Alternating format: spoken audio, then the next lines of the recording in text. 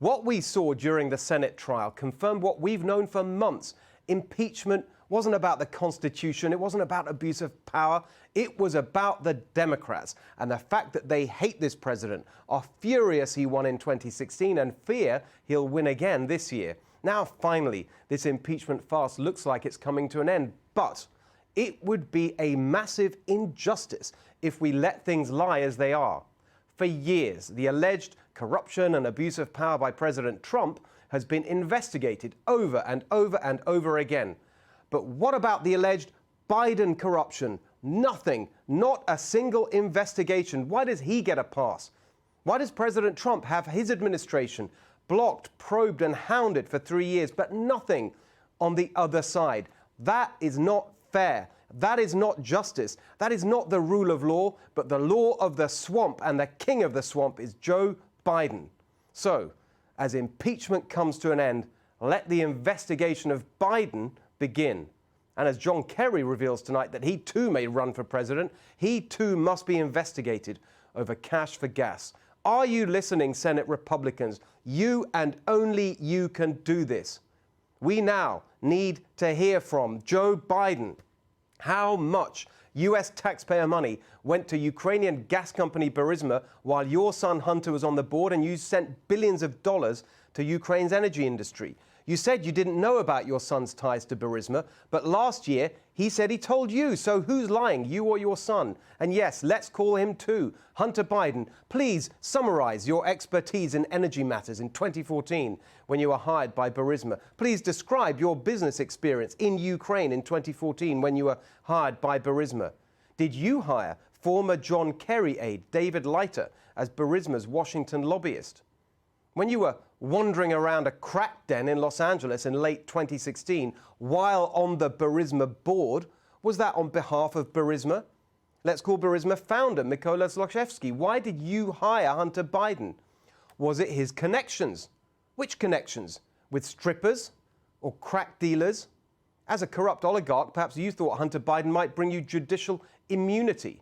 Not a bad assumption, considering that when Hunter Biden returned a rental car with a crack pipe inside, along with a mysterious white residue, he got off with no charges being filed. Let's call Burisma board member Devon Archer. When you met with Vice President Biden, the new head of Ukraine policy, at the White House on the evening of April the 16th, 2014, did you discuss Ukraine, energy or Burisma?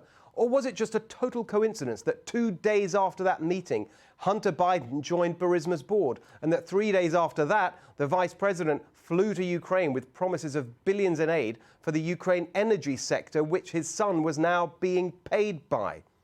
Let's call David Leiter, the former John Kerry aide, hired by Burisma soon after Hunter Biden and Devon Archer, also a former Kerry aide, joined the Burisma board. Were you paid $90,000 by Burisma? What was that contract for?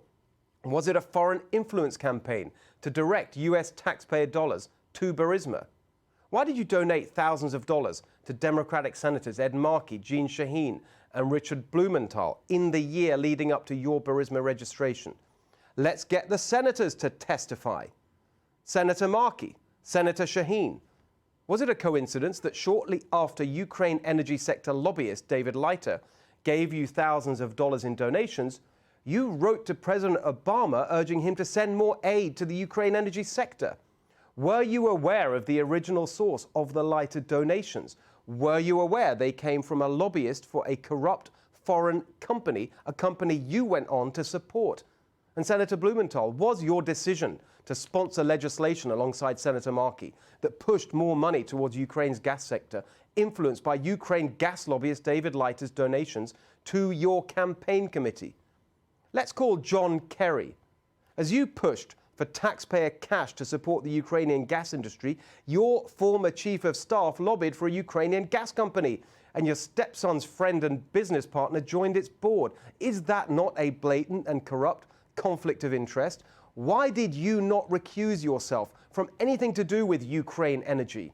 Are you aware that David Leiter used his connection to you to get foreign clients for his lobbying firm while you were Secretary of State? Can you explain why that is not totally corrupt? Talking of corruption, let's call the whistleblower who started this all. How many times have you met Joe Biden? Would you describe yourself as non-partisan? Why did you hire a lawyer who said right after President Trump's inauguration that a coup had started against him? Please describe all contact you've had with Representative Adam Schiff and anyone on his staff. Let's call DNC operative Alexandra Chalupa. You were paid over $400,000 by the DNC between 2004 and 2016. Please describe the work you carried out for them.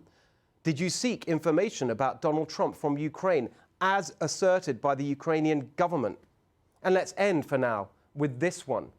If it's wrong for Republicans to solicit foreign dirt on Democrats, why is it okay for Democrats to solicit foreign dirt on Republicans? Yes, there's a lot of questions. And the biggest one of all, the one we started with, why does every allegation against Donald Trump get endlessly investigated, while Joe Biden's corruption, John Kerry's corruption, Ed Markey's corruption, Jeanne Shaheen's corruption, Richard Blumenthal's corruption, all of that outrageous and obvious Democrat corruption in the Ukraine cash for gas scandal is completely ignored? You know why? Because the swamp looks after its own. All right, let's all push for these investigations. We'll post this on social media. Please follow us now at Steve Hilton X and at NextRevFNC and help us spread the word.